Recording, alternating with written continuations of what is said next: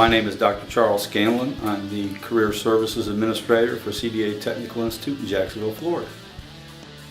I served 5.5 years in the United States Air Force. I was an E4 Sergeant, NCO when I got out. Spent 3 years in Okinawa, Japan, operating a facility with 1,500 bed spaces and over 35 buildings. My time in the military in the Air Force really helped prepare me for this position. I dealt almost as a businessman in the military, so I have an understanding, I think, of the business world from a perspective there. And I think the military, with the leadership skills and the organizational skills that they provided to me, that I can pass those on to the students that I work with.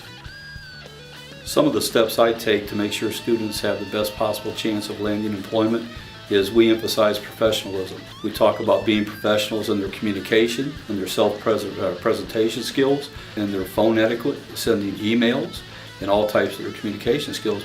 So we always emphasize the need to be professional in all that we do because they're representing not only themselves but CDA Tech. I start working with the basic communication skills about 6 weeks before they graduate.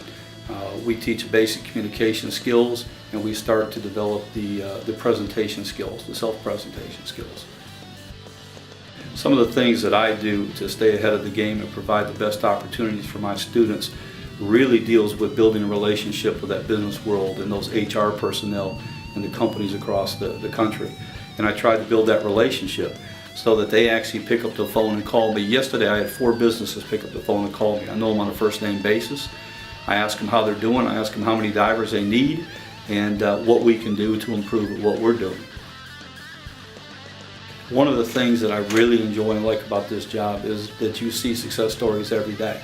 Last week I got over 7 students' jobs that I know I had sent and contacted through relationships with businesses, and they emailed me back that they're employed. That's a lot of self-satisfaction.